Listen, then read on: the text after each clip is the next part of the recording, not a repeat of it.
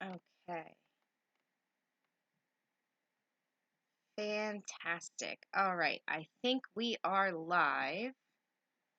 Let me just double check. I think we're good. I'm just trying to make sure that this is working. Okay. All right. It looks like we're good. Hello, hello. Hey, Mary Beth. Hey, Steph. Hey, Silverlena. Welcome, welcome. It took me a little bit to get the live going, but we seem to be good. Hi, Dollface. Welcome, guys. Thank you so much for joining. So normally I upload a video that is related to recovery every Tuesday and Friday.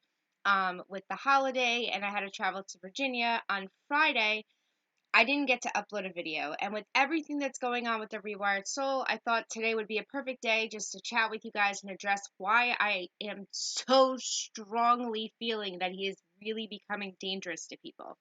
I agree, Mary Beth. Hi, Erin. Welcome. Um, so there's a couple things I want to say first. For anybody who watches the replay, I always leave my live streams up. And for anybody that's watching now, what I want to say is this. I first want to say that I I really do believe people, if their heart can change. Hey, Bonnie, welcome. Um, while I was in your area on Friday. So I really do believe people can change. It doesn't mean they're going to change. It doesn't mean they want to change. And so it's really important to me that I don't come off as hateful. I don't I don't like doing videos like this. Oh, I'm glad you're interested in my thoughts, Silverlena. So it's I don't like doing videos like this. I don't generally do videos where I talk negatively about people. That is not who I am in any sort of way. And I have really, really been working as hard as I can to promote him to do better, right? Like when he did videos that I thought were after all the drama. Hey, Supernova. Um, After all the drama, when he would upload videos, what I would do is I would, on the ones I thought he did a good job at, I would comment, "This was great, good job," you know. On ones that I thought he did something that could have been changed, like I tried to leave very positive but critical comments. He never had a problem with me being critical. He never erased my comments, like they stayed up. And I know it bothered some people that I was still trying my best to really support him, not support him as a person, but support him as a fellow member of recovery. So, I really believe, thanks, Steph. I couldn't believe that he blocked me from chat. I mean, I could believe it, but I was very surprised. And then to see he blocked me on Twitter and completely, I was like, wow, like that's so disappointing. Like to me, that was clear that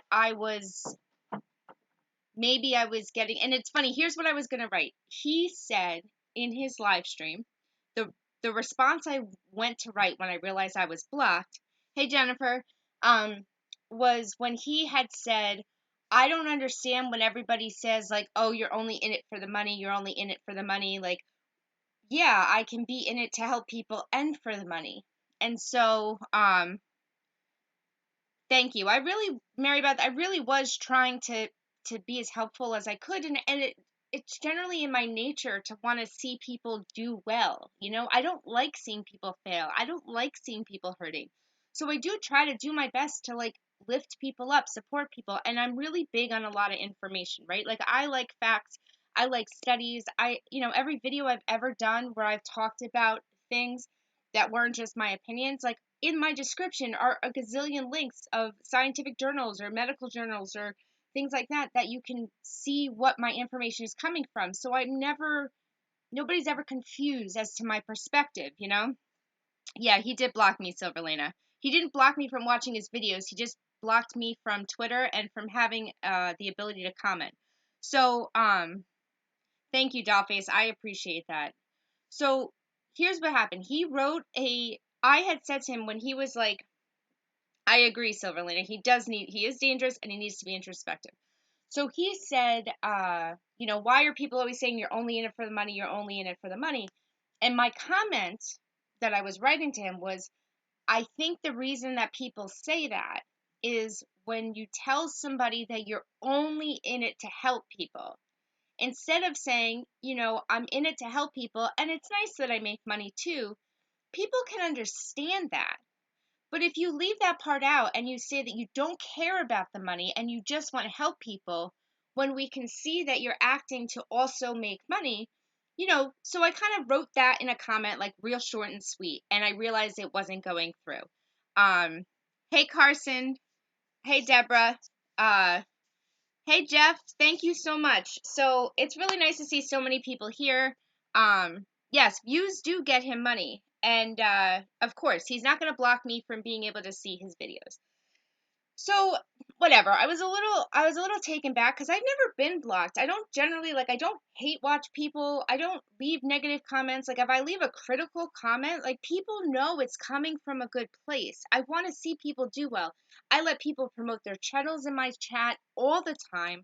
I subscribe to anybody who comes on my channel and's like, hey, I have a channel. Like, I subscribe to them. I watch their content. I'm really big on supporting people as best that I can, you know? So no, he will never change. And here's the thing that gets me. Uh, One is that, like, look, YouTube is about, it does have a making money component.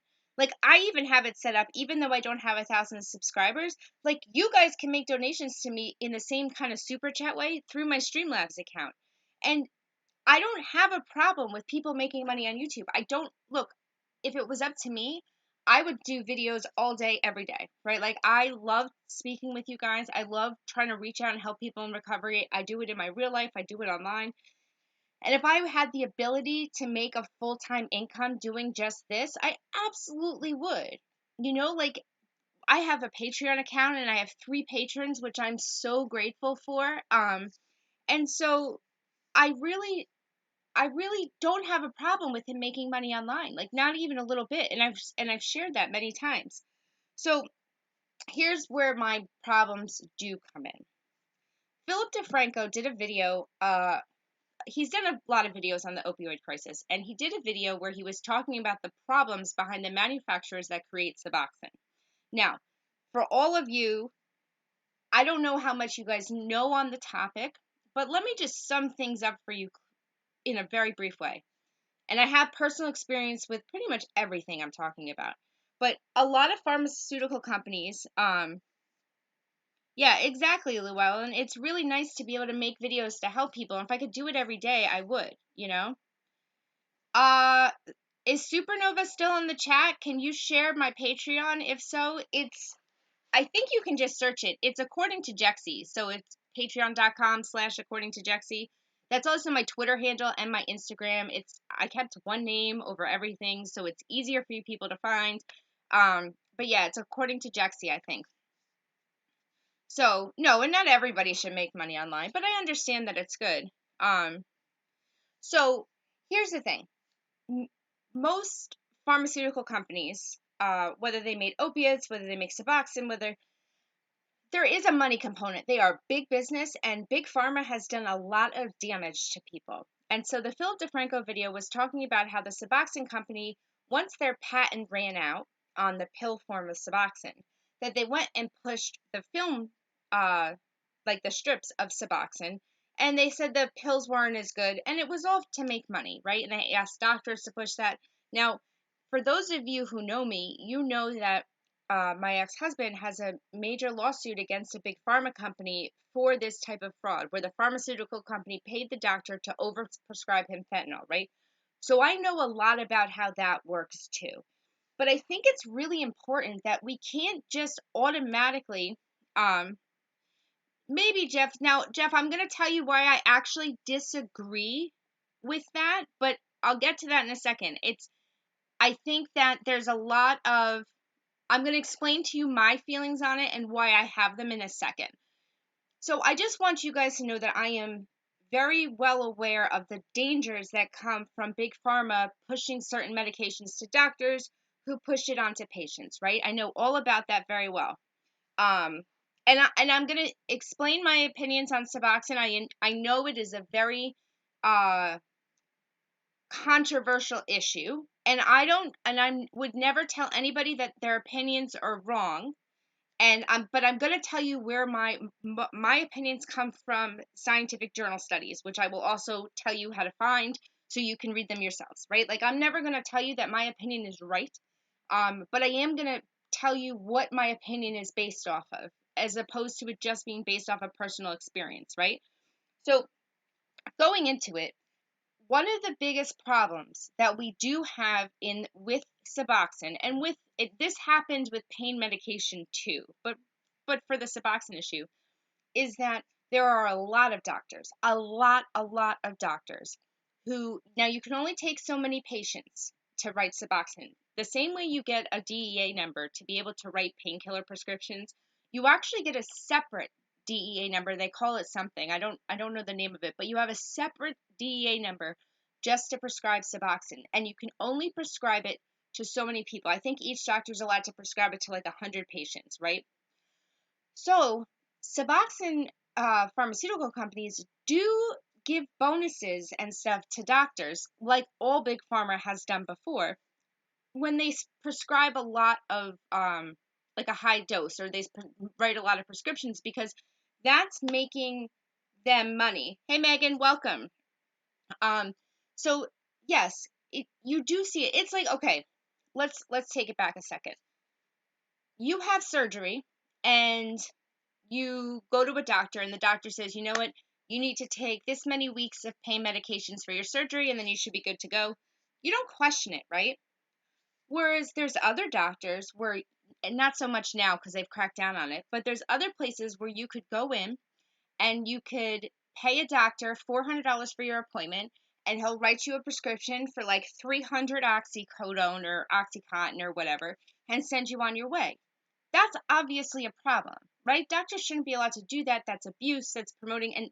And what most people don't know is, in a lot of states, if I were to give you heroin, or I were to give you painkillers, and you OD'd and you died, I could be charged with murder in some states.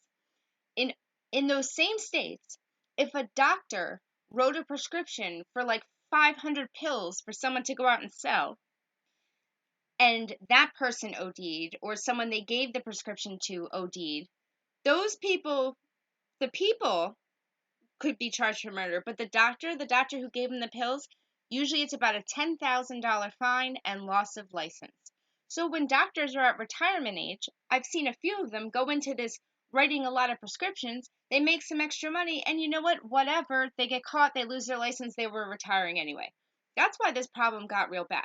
So, um, Supernova, can you put the link to my Patreon? Somebody was asking about it. So now that's the problem. Now, what I'd like to go back to is where my, yeah, okay. So Jeff writes, prescribers have told my clients they can stay on it for years, if not the rest of their lives. This is not the intended use of the medication. Jeff, I would actually disagree with you here. And this is where my thoughts come in. And I'll tell you why I disagree. It's not just personal opinion. Hi, Haunted by Truth. Yes, we need to recognize that certain companies are making money off of addicts. That is 100% true. So sorry, I'm just like reading the chat too at the same time. That is 100% true. But what is also 100% true is studies done by third parties, not by the pharmaceutical company, not by anybody invested, has, yeah, long-term use has been recommended, and that's exactly the problem. So here's where the problem comes in. Because of the stigma created by doctors and by people knowing that some doctors are overprescribing it and keeping patients on it for maybe longer than they need to because they're making money, it has come, there's this huge stigma around Suboxone, that if you take it for more than just for detox, that it's because the doctor wants to keep you on it and keep you addicted. Although that may happen in cases, that's not true. And it's really important that we overlook the stigma and really look at studies. Now, if you guys have seen my maintenance medication video, it's like reaction time with Jexy maintenance medications. Please look at that, and in the description you'll find all the the peer-reviewed scientific studies that I'm going to be talking about here, they're all linked there. I will link them in this video too once it's posted, but it's not going to show up now. So here's how this works. There was a study done, and although it was a smaller study, what they did was they took, hey Share Bear, welcome. Glad to see you here. So what they did was they took two groups of people. One group they put on Suboxone for a year, and another group they gave a placebo. 75% of the people who were on Suboxone for a year were still clean at that year. They had taken nothing else except their prescribed dose of Suboxone for the year. 0% of the people on the placebo stayed clean. And 4 of the 20 people in the placebo group died, where nobody on Suboxone died. So Suboxone can be used in a variety of ways. One, it is really, really good for tapering people off of opiates. So for some people, Suboxone can be used for a quick taper. It helps people go from being on heroin or high doses of opiates to getting off and being on nothing. It's used a lot like that in rehabs, and it's very successful in that way. However, for people who have been on opiates or heroin for long periods of time, it actually does do damage to your brain chemistry. It actually changes the chemistry of your brain. Now, to be fair, I used to judge methadone because although Suboxone is a partial antagonist, methadone is a full antagonist, which means that the way it works in your brain. And I always believed that those people who took long-term doses of methadone were still using. I really believed that until I did research for my other video. And what I found out is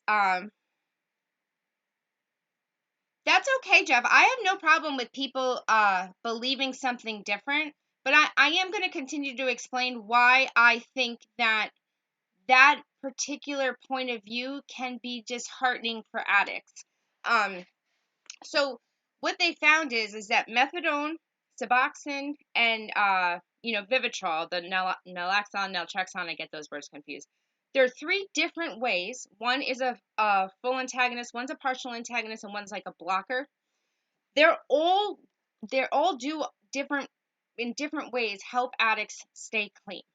Now, a person who is on Suboxone for long term is usually because the damage done to their brain, which can be seen on MRIs, is significant. By being on Suboxone, it actually gives your brain time to heal. Being on a 2 or 3 week dose of Suboxone is not giving your brain the time it needs to actually heal from the years of opioid abuse that you have done, right?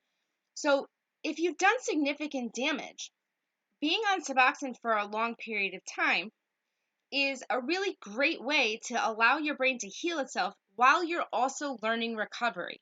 So it's not just like take Suboxone and you're good and you don't need to do anything else. That is never the recommendation. In fact, most doctors who prescribe Suboxone, what they're supposed to do is ensure that you are going to either 12-step programs, counseling, group therapy, something else. There has to be another component besides just taking medication. So while you're on long-term Suboxone, you learn. Yeah, that's fine. I have no problem if you know all the facts and you still have this particular opinion, I don't have a problem with that. Not even a little bit. Everybody's going to view things differently. What I have the problem with the Rewired Soul, and we'll get back to that, is that he's ignoring facts. He's ignoring scientific studies. He's ignoring the educators and the professionals in the field, and he is sharing on his channel his perspective based on people he's seen and telling people that they should listen to him. There are people in his comment section who are saying that they are worried about following their doctor's orders now because their doctors are telling them something different than he is. And that is thank you, Jeff. I appreciate that. My biggest concern is this. You got to find a doctor that you trust, right? You have to find a doctor that you know has your best interest at heart, that actually cares about you being an addict and is not looking at you as a problem, not looking at you with stigma. Um, yes, Jennifer, he's using his feelings instead of facts. So I don't ever have a problem with somebody who disagrees with my opinion as long as we're both looking at the same set of facts, right? That happens a lot. I'm a philosophy major, right? So very often, like, we can look at the same set of facts and we see it differently and we have different thoughts on it. There's nothing wrong with that. I love when people, as you see, I have tons of people who disagree with me on things and they comment and I ask them questions and we have discussions about it, right? Like, I'm not just going to be like, oh, you don't agree with me, I'm blocking you. That's not how I work. Yes, Megan, I am referring to two specific videos from the Rewired Soul. So he did two videos, and the first video that he did was in response to Philip DeFranco's video about what I just shared about with the doctors and um sorry, I'm trying to make sure that I keep up with the chat. So here's what happened. On the video he did about well, when he blocked me, I had looked back and yes, exactly. We can have a debate without having hate. We can disagree on things, but still respect each other. I don't have a problem. Although I do think that there's a lot of misinformation about Suboxone and other maintenance medications. I think a lot of people's feelings are based off of old data and not so much newer data. But that's fine, right? Like, we don't all have to agree on the best medications for things. But I think we can all agree that listening to some random guy on the internet versus listening to your medical professional or your counselor or people who know you, like, you're never going to want to listen to some random guy on the internet who has no real, he literally says that it's just what he thinks. It's just what he thinks, which is nuts because he says it in a way that makes people think that he's coming from a place of knowledge when he's not. Yes, he worked at a rehab center as an alumni coordinator or whatever. But, like, so what? You're telling me that would make it be like if you worked at the front desk of a hospital, that you were the administrator of the hospital and you saw patients every day because you checked them in for surgeries and stuff, that you were just as knowledgeable as the heart surgeon who does surgeries for, like, that's ridiculous. You can't say just because you work at a place, you're just as knowledgeable as the professionals who work in the place. That's not how that works. Um, Yes, medications are going to do different things to different people. Some people, for Suboxone, 2 weeks is great, and that's all they need. Some people, let's say you go home. What if you're living with somebody who's on a high dose of pain medication and you can't not live with them, right? Maybe you're their caregiver. Maybe you work at a hospital and you handle medications all the time. You handle your drug of choice all the time and you're not in a place to quit your job. Well, then you know what? Long-term Suboxone use may be something that your doctor considers for you, right? We can't judge people because every person is different. And I think it's really, really dangerous when somebody is telling people that it's not his opinion, like his personal opinion, that being on Suboxone for 2 weeks is good. He makes it sound like it's a professional opinion, even though he says all the time he's not a professional. But he always says, well, because I worked in a rehab and I have experience with thousands and thousands of addicts, I know what I'm talking about. Well, no, you don't. I'm sorry, but you don't. And to pretend that you do, and you're convincing people that they should ignore their doctors. Because you know what's happening right now? Maybe there's a reason that the doctor said this person needs to be on Suboxone for 2 years. Maybe, right? Let's say they're going to a good doctor, not somebody who's just writing scripts to make money, right? Like, let's say this is a good doctor. He has a great reputation. He's not getting money from Big Pharma, and he's just caring about his patients. If he tells this person that they need to be on Suboxone for at least 2 years, then there's obviously a reason for that, right? I don't know their medical background. I have no place to question their doctor. I could suggest things that they may want to ask their doctor. I could say, well, how did you and your doctor talk about this or that? I can make those suggestions, but I would never be like, oh, your doctor doesn't know what he's talking about. You should listen to me. I'm very knowledgeable on maintenance medications. I'm very knowledgeable on a lot of different areas of addiction and recovery because it's something I'm passionate about. not only am I an addict in recovery myself, I also have tons of friends that are in recovering addicts. I have family that are like that, right? Like I do work out in the community to try and get rid of the stigma around addiction and to share good information. Hey Josephine, don't worry about being late. So when you have somebody who's saying that their opinion is more important than a doctor, um, yes, yes, yes, yes. Okay, I'm gonna read Jeff's comment out loud because I 100% agree with this. He says, I believe it depends on the practitioner. Not unlike doctors who prescribe fentanyl. Every doctor is different and has different motivations. Absolutely. And that's a huge, I 100% agree with that. As I said, my ex-husband has a lawsuit against a pharmaceutical company and doctor because of how he was prescribed fentanyl. There is a lot of danger. There is a lot of missteps done in that field. So you can't just assume that a doctor is a great person who has your best interest at heart, unfortunately. However, we also can't assume that every doctor is bad. We can't tell people we don't know on the internet not to listen to their doctor. We shouldn't be when a person leaves a comment and says, "You know what? You inspired me not to follow my doctor's orders." You shouldn't be hearting that comment and saying, "Great, I'm happy to help."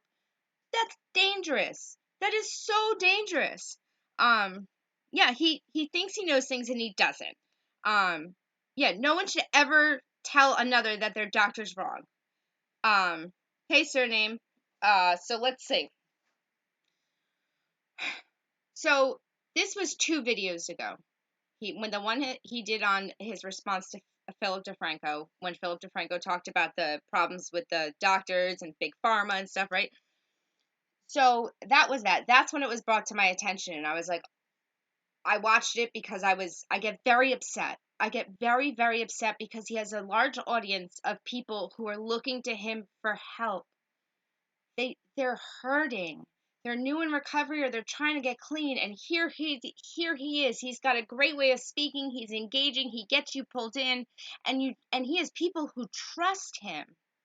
And to tell somebody they shouldn't listen to their doctor because you think that 2 weeks is the longest you should be on a medication is really dangerous and ethically, like, I can't even wrap my mind around it. So that's a great question, Mary Beth. What can we do to try to reduce the harm TRS is doing? Um, all right, so Jeff says, I agree that every practitioner isn't bad. I've worked with many doctors over the past 15 years. Most were good, some I questioned. Exactly. Exactly. Not every doctor's perfect, but some are really, really good at what they do. Um, yeah, well, here's the thing. Here's the problem. Now, I know I'm jumping around a bit. I think he may be trolling. I think after all the Trisha Paytas videos that he did, um, I'm beginning to think that maybe he's changed his perspective and decided that he's becoming like an internet troll. I sure hope so, Josephine. Like I really exactly and Jennifer, 2 weeks is not long enough to see if any medication's working, and only if you're using it as a taper down off of opiates and you'd have you know your doctor decided you don't need any long-term maintenance medication for whatever reason, and that's what was decided. 2 weeks may be good to taper off, but even that's kind of fast. Um, excuse me. So here's what we have to do, and then I'm going to go back to the other thing that he's done that I'm upset about. I think he's trolling. I think he took a note from Trisha Paytas and saw how she's been so successful. And one of the things Trisha Paytas does is she makes trolling videos, right? She gets people outraged, and then people watch and comment just to get because they're hyped up, right? So let me, in case you don't know, um, no, yeah, he's clearly trolling. I agree, Josephine. So when you dislike a video, that doesn't harm the person. That helps them. Likes and dislikes on videos are exactly the same. They count as engagement. The more comments you leave, that counts as engagement. The more engagement a video has, the more likely it is to pop up on suggested videos. Also, the money he makes comes from views. So every time we watch his video just to see what he said and get angry about it, he makes money from us. So the only way that we can get him to stop is to start convincing people to stop watching his videos, which is very hard because as a society, we tend to like drama. And so we tend to watch videos where we know we're going to feel like we need to get involved, right? Sorry, I'm trying to keep up with the comments at the same time. Yeah, look, I think, Jeff, I think it's totally okay for you to form your opinions, but you're also saying, like, if you trust a doctor, like, I don't think it's ever wrong to question our doctors. Like, we should be able to question our doctors. People get second opinions on things all the time. Yeah, I agree, Jennifer. If he's trolling, the damage is already done. People think he's serious, and maybe he is. Um, I'm just looking through. Yeah, well, Haley, he went back to making his drama-filled videos because those were the ones that were getting the views. He wasn't getting. Hey, Ray, welcome. Um, so the other thing he did is after he got some of his audience in his comments, not people like me, but people who were still on, thinking he's giving them good information, commented on that video and said, like, hey, like, I've been on it for a while, like, how could you say that this is wrong? Like, I don't understand. um yeah, it is sad. Yeah, I agree, Jeff. Trolling is when people purposely create videos, like, not with their real opinions, but where they say something like absolutely outrageous and knowing that people are going to watch it because it's so outrageous. That happens a lot. Hey, these four walls, welcome. So what I think is this. I think that so he did the second video last night where he kind of doubled down on what he was saying about Suboxone. Yeah, talk to your doctor, question, ask for better understanding. Don't go by what an untrained YouTube creator tells you to do. Exactly. Even me, right? Like, if I ever said to somebody, like, you should do this, you should take this medication, you should get off that medication, you shouldn't be listening to me. I'm not a trained medical professional. You should go talk to your doctor. And if you don't trust that doctor, go to another doctor. But don't ever listen to somebody like me on things that I have no experience in. Do I have a lot of knowledge about maintenance medications? Yes, I have an extreme amount of knowledge in that area. But I still would never tell a person what they should do. I would always tell a person to speak to their doctor. It is not for me to tell people what they should do. Um, so his second video, he kind of doubled down on this idea that Suboxone is not something that people should be on for more than 2 weeks, and he was actually promoting Vivitrol. Now, Vivitrol most people get it via shot. It lasts for about 30 days, and it's a blocker, so it works differently than Suboxone. So I'm going to make, for anybody who doesn't know, I'm going to make it a little bit a real simple way to explain it. So let's say this is your receptor in your brain, right? When you're high, this receptor is completely full. Like, there's stuff completely in it, and it's the receptor is so full it can't do anything else, right? Totally full. Hey, Carson. So that's when you're high, right? When you're high, this is completely packed full. When you take Suboxone, it's a partial antagonist. So what it does is it puts a little in here and it kind of bounces it around. So it tricks your brain into thinking that this is full when it's not, which means you don't get high. The only reason you may feel high the first time or two you take Suboxone, if you're addicted to opiates, is because you probably have been going for withdrawal. These receptors are probably screaming at you, and when you put the Suboxone in, they calm down, which makes you feel relaxed, and it may give you a high feeling. But that's only the first or second time that you take it. Yeah, you can always give your experiences on whether something worked or didn't work, you know? Yes, I never endorse any specific recovery program on this channel. I try to be open about where I'm coming from and just explain things as best I can, and always encourage you to do your own research. If you hear something I say, don't assume it is fact. Go check it out. Read the articles that I recommend. Read articles I don't recommend. That's not going to hurt my feelings. And if you find information that is not what I said, tell me. I'm not going to block you. I'm going to look into it and be like, wow, maybe there's something I didn't know. Maybe I had something wrong. I don't need to be right. I want to help people. I don't want to be seen as like some guru on stuff. Like, I'm not a guru on anything. Um so haha, Ray. So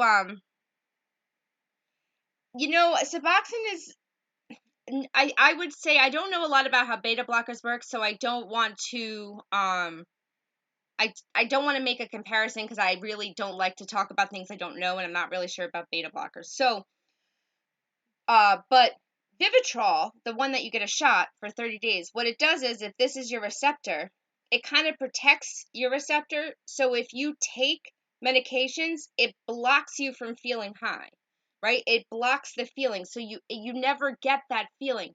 Now, one of the dangers of medications like Vivitrol is that if a person tries to use and they don't feel high, they will continue to use, trying to get that high feeling, which maybe they can, but usually by that point they have overdosed. So there's dangers to all medications. There's no perfect solution, you know? Thank you so much, Servalina. I really, really appreciate that. I really trying to give the information. So this was the other thing in his newer video where last night where he said about Suboxone and that you shouldn't take it. He gave his own experience and then described it how when he took Suboxone he was high as hell, and that anybody who takes Suboxone is taking it because they're getting high. That's not true. Neither is it actually with methadone, believe it or not. I didn't know that until I researched it and found out. But when your brain is addicted to opiates and you take Suboxone or methadone, you're not getting high. It actually stables you completely out. You don't feel like you're taking any medication. It just keeps your brain stable. So to tell people if they're taking Suboxone, they're going to feel high as hell, that's ridiculous because that's not true. And anybody who you talk to who takes Suboxone will tell you maybe the first time they took it, or maybe if they went a gap without taking it, they felt that way. But you don't feel high every day. And to tell people that is ridiculous. Yes, exactly. These for well, Suboxone is a partial opiate antagonist. Exactly.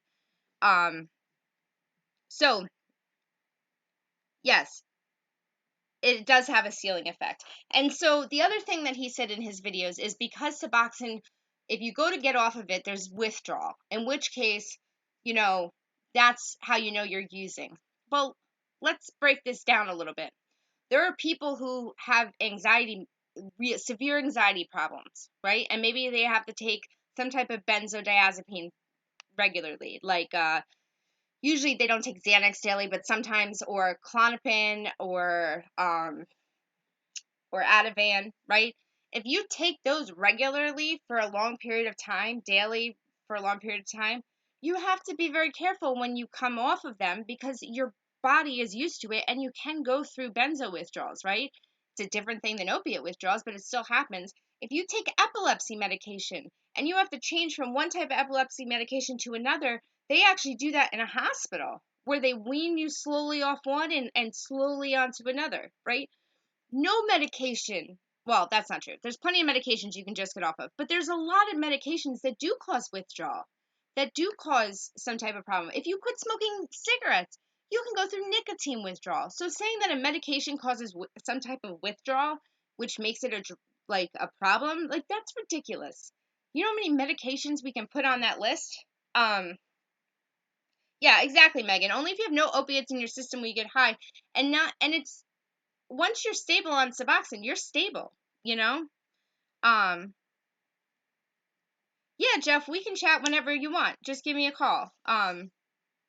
Yeah, exactly. Taking Valium. If you take Valium regularly and then you go to get it off of it, like, you need to be careful about that. And doctors tell you that. No doctor is going to tell you that you're going to have, if you're going to be on Suboxone and you're going to do a taper from being on high doses of heroin to being on nothing and you're using Suboxone to get there, you probably won't feel terrible, right? It'll be a work. You're not going to feel great, but yes, if you're on Suboxone for 5 years and then you taper off, it has to be done very slowly. But they do tapers in a way. You don't just stop taking it. But there's a lot of medications you would never just stop taking. They wean you off of it. So that doesn't really make an argument for why you shouldn't take something like Suboxone. Now, um, yeah, I know you've tried to be respectful towards him, even when he was just disrespectful for you. It's very, very sad. Yeah, even SRIs or SNRIs, they cut down the milligrams you take daily, weekly until you're off of it. A few days break and then you switch you up to a new one. Exactly. So in regards to all the stuff he gave on medication, the reason that I got so upset, so I'm sorry if I overly describe things, but I wanted you guys to understand, like, the knowledge I have on some of this stuff and why his behavior has upset me so greatly. Yeah, some people like to be a guru, probably has an ego with a superiority complex. If he blocked you, it's because his ego, and he's not open to any information but his own. I 100% agree, Deborah. So he even acknowledges in a lot of his videos that he has an ego problem. I watched one of his podcasts, which was a re-upload of a video he did. So I don't know why he's promoting his podcast channel, because his podcasts are literally like the same videos that he already did. And what he said is, he made a statement that, like, people are often critical when they're like sitting at home, like not doing shit. Those were like quoted. And I was like, what? Like, most of the people who were critical to the Rewired Soul were people who had knowledge. That's why we were critical, because we're going to be critical when we see somebody. There's already a lot of stigma, right? In for us addicts, there's a ton of stigma out there, right? There's a ton of misinformation out there. I'm going to be critical with somebody with a much, much larger platform than me, sits online and starts telling people things that he knows when it's not even accurate, and it is scary and it's dangerous. And I do believe he's narcissistic, though, I try not to pretend I know things about that, because I really don't know anything more than like an internet search of what narcissism is, right? Like, that is not an area that I'm not really like knowledgeable on. A lot of mental health stuff. I mean, I know people who have certain things. I've done a lot of research on things, but I wouldn't ever claim myself as being knowledgeable. And like the Rewired Soul, I do a lot of reading, but I don't think that that qualifies me. Just because I've read books doesn't mean that that qualifies me to speak on topics that I'm not a professional at. And I think it's important to know, like, I only speak on information that I'm confident in, because I didn't just read some guy's opinion on something. I actually did research. And that's important for anybody, for any topic, you know? Yeah, exactly. When people delete comments and they don't acknowledge criticism, how can they grow? He does try to gaslight anyone who critiques him, and now for certain he blocks everybody. But not from watching his videos, just from commenting. It's ridiculous. Um, it's really sad. He's ignorant to the facts, and on purpose, I feel. I agree. Well, yeah, that's right. He listens to books, so who knows? I think the reason I get so upset is, let's be real, addiction is life or death.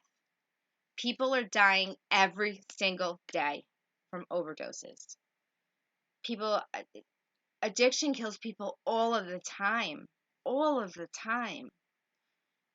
We should be trying to help people, not fill their heads with false information because it makes us feel smarter for some reason.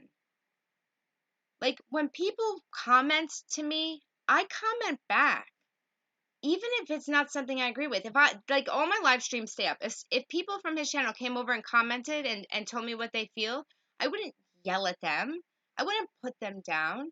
I would thank them for coming here and sharing their opinion with me, and let them know they're welcome to come back anytime. Because that's what I do. That's how I try to reach people. I don't want anybody to feel uncomfortable. I don't want anybody to feel like they're not welcome here, because recovery is about coming together. It's about helping each other, not about being better than the other person. And what gets me nuts is that, well, that's true, Megan. As Megan pointed out, overdose rates drop by 50% when maintenance medication is used, which is another reason why some people are on long-term maintenance medication. Is it better for them to be on long-term medication, long-term maintenance medication, or to overdose? Hey Jan, thanks for coming by. Yeah, I love philosophy and psychology too, and I would never try to diagnose somebody, but I agree. I agree. No, I would never make fun of someone's addiction either. You know, Here's the thing. I'm not always 100% right, and maybe I'm being too harsh, right? Like, I don't like being harsh at people. Um, thank you, Josephine. I do try to keep my channel a welcoming and safe place. I never judge, and I'm glad that people come here, you know? Um, I really, really want, yeah, recovery is a personal process. And, you know, when we judge one person and spread information, it can be deadly. That's why I got so riled up, is because we want to see people succeed. And I don't know what kind of recovery program he's working. He says he's in a 12-step program, but I can tell you right now, based on my experience with 12-step programs, that he's not using the program to its potential. Because one of the biggest things that they teach you in most any recovery program is taking suggestions from other people, listening to criticism, because often other people can see things about us that we can't see. Having an ego is dangerous for recovery. It often makes us unwilling to listen, unwilling to be open minded, or willing to follow suggestions. And it also can help us, it also can create um, difficulty in being honest, right? So I see the way he's behaving, and it's so against what recovery means. I don't know how he's actually working a recovery program. Um, Thank you so much, Deborah. I really, really appreciate that. And look, I want people to feel, yeah, exactly. A wise person knows their limitations. They know there's no way for them to know everything. Exactly. And I'm okay with telling you guys I don't know something. Like when someone asked if it was like beta blockers, like I can't answer that. I don't know. Um, yeah, and you know what? Maybe we could talk about 12-step programs, because I understand, although I think that the program itself is really helpful for people. People are people, and I've heard so many bad stories about 12-step programs, and I wish at some point I'll do a video on that. We can have a discussion like this, because I think it's important to separate the program versus the people in the program. Because look, as we see, people are people. If you walk into a 12-step program and you come across someone like the Rewired Soul, of course you're going to hate it, right? But if you went into a 12-step recovery program and you were greeted by someone like me, I would hope that you would have a different perspective. So remembering that people are people is another thing, you know? Um yeah, so I don't know. Yeah, he really does have no limits to his ego. So I don't know. I think I pretty much said everything I need to say. I just want people to know, like, I don't know if you guys noticed, but I don't have any moderators right now in my chat. You know why? Because I haven't needed them. I do my best to welcome everybody, to accept everybody's recovery. Yeah, these four walls, I completely agree. I accept every single person, whether you're in recovery or not, no matter what recovery program you use. Maybe you have family in recovery. Maybe you're not in recovery at all and you just joined my channel because you like playing trivia on Wednesdays, right? I don't care. I don't care who you are. Like, I love everybody. Like, I really am like a caring person, in the sense where, like, I appreciate everyone for who they are and what they do, what they say in the chat. That's why I keep reading the chat, because I love hearing your guys' opinions. You're welcome, Megan. Yeah, I think it's important that we talk about why he's dangerous and try to get people. Look, we tried to do the whole ignore it thing, maybe it'll go away, right? And that worked for a little bit, but if he's trying to get people, um, yeah, I agree, Silverlena. You can talk about drama all you want, but when it's messing with people's lives, it's just not worth it. Um, I tried to just be quiet about it, leave it alone. I did my few videos on why I didn't think he was a great example of recovery. They got a lot of views and people liked them, but I wasn't going to do another video on him because, one, I didn't want to give him the attention, and two, I don't want people to feel like my channel has become about drama. I'm not about that. And I hope you guys see, like, when I do talk about somebody, I'm talking about their effect on other people, and the same people that I'm trying to reach out and help. Like, I don't care about the Rewired Soul as a person. I don't know him as a person. I only know his YouTube personality, right? And his YouTube personality is creating real danger for people in recovery. And I feel like it's my responsibility as a member of recovery to step up and say something. The same way I would if I saw somebody in real life giving you misinformation. I would absolutely step up and say, hey, that's not how I look at it, you know? Thanks so much, these four walls. I'm glad you enjoyed the stream. Um, I just want to make sure I catch up. Sorry. Yeah, I do think people need to know that that he's being dangerous. I thanks, Deborah. I'm glad. Well, I of course I acknowledge you exist. Ignoring misinformation is dangerous. I agree, Jan. It's not okay anymore. Yeah, and it's okay that you don't have experience on addiction. Thank you, Haley. I really agree. Look, I really appreciate the audience, that the community we have on my channel, right? As I said, we have people in recovery, people who are not in recovery. We have people who are using, people who are not, people, whatever. It doesn't matter, because just because we're addicts doesn't mean we're not people, right? Like, we can talk about this stuff and talk about topics, and there's a lot of things we can learn in recovery that are beneficial whether you're an addict or not. Um, we need. Oh, hey, Leonard. We need to. Well, I can't say for anybody else. I'm going to tell you what I'm going to do. This is how I am going to address this problem after this video. I'm going to continue to put videos out there that I feel represent recovery in a way that people can learn something from. I will continue to respond to every comment that I get and have conversations with people who may not agree with what I say, because that's all right. I have never, not one time, deleted a comment. Ever. I've had no reason. If it's a negative comment, so what? People are entitled to say what they want to say. I just ask people not to be hateful, right? Because how are we going to have a conversation and learn from each other if we're hateful? It's okay to disagree. I don't have a problem with that. I just think we need to stand up, and we need to be advocates against information that could get people killed. All right? Telling somebody to ignore what their doctor has told them to do is immoral, it's unethical, and it's potentially deadly. You cannot tell addicts not to listen to their doctors. You cannot tell your audience that you have more experience in anything addiction related than anybody else that you come across, because that's not real. The Rewired Soul has no more experience or knowledge on addiction than I do. That's real life. He doesn't have any extra experience on recovery and addiction than I do. And you see the difference between how we talk. I don't ever try to make myself seem extra knowledgeable. I'm not. I mean, I have a lot of knowledge, but I'm not better than anybody else. Um, Deborah, you're so funny. She said she almost took that as a challenge to write something to get deleted. um, no, Haley, I'm going to say one more time what I said earlier. I think he may be trolling. I think he's purposely creating dangerous, unethical content, hoping that people will get so riled up about it that they're going to go to his channel and watch his videos and respond. Remember, he gets paid per views. Comments help engagement rates, which help him get promoted on YouTube, which leads to more views. Yeah, you can't talk to people who breed hate. I'm really glad that you guys feel like I'm respectful and that I'm giving my opinion in a way that's still like loving and caring and open. Um, yeah, I think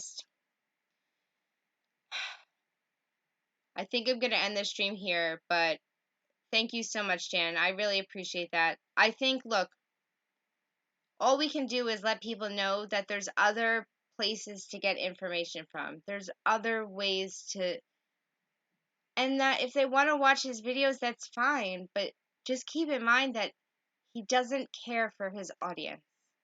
He can't. He can't actually care about his audience if he's speaking to them in this type of way. If you're letting your audience do potentially dangerous things and you're promoting it, then you can't care. And for those of us out here actually trying to help people, I resent that. Don't pretend to care about somebody that you don't care about. Yeah, exactly. Never listen to me over your doctor. I'd be terrified if people said they were doing that with advice from anyone. Exactly. Exactly. I try to be open and a place for love. Thank you guys so much for watching. Um, I hope I wasn't too harsh. I really like being like loving and caring and welcoming, and I don't know, maybe one day he'll really get into recovery, and like, not to say he's not clean. I don't mean that, but maybe he'll actually get into recovery, start really working a recovery program, and you know, change his ways. And to be honest, I although I don't think he's ready for that yet, I hope he does. As I said from the beginning, I always want to see people succeed, no matter what I think about them. I don't want to see people fail. Thank you, Josephine. I will keep putting stuff out. And, again, if you guys know anybody who is in recovery, who needs a place to go, that's loving and caring, and, I don't care if you're on maintenance medication. I don't care if you're still using and you're trying. Like, I don't care. Like, you're welcome here. Everybody is welcome on my channel. And again, I upload new videos every Tuesday and Friday. Yeah, everybody, when you guys see Deborah in anybody's chat moving forward, make sure you say hello to her. She's feeling a little left out, and that I seem to be the only one who acknowledges her. So let's make sure Deborah gets a lot of love. We don't ever want people to feel left out. And I love my chats because every person here is super loving. Again, thank you guys for coming. Wednesday at 9 p.m. Eastern Standard Time, I do trivia. As always, it is not recovery like specific. We pick a new topic. It's a lot of fun. You can ask anybody who comes. Even Ray Ray loves it. Um, yeah, well, YouTube and recovery is hard, you know? I refuse to be dishonest. Although I do hope to make money with my Patreon, with ads, of course I do. It helps me continue to be better and make better content. But I'm never going to lie or be deceitful or create things that aren't on topic just because it helps me make money. That's not what I believe in. But yeah, okay. So again, Deborah. Tuesday and Fridays, I always upload new videos, and I try to keep them super, like, kid friendly so that we don't, if you're listening to them with other people around, like, but yeah, and on my Patreon, what I do is I post, like, little quick, like, blog type videos if I'm up and around and I'm thinking about something, or I post, like, story time stuff that I can't post on YouTube. Things that are way more personal, that I don't feel comfortable posting on YouTube, post on my Patreon. Every level gets to watch those. So, whatever you guys want to do. And thank you guys so much for just being so supportive and caring and loving. And I couldn't do this without you guys. So thank you. And yeah, I hope to see you all Wednesday for trivia. New video uploaded tomorrow. And yeah, thank you guys so much. I love you all, and I hope you enjoy the rest of your Memorial Day. Have a great day, everyone.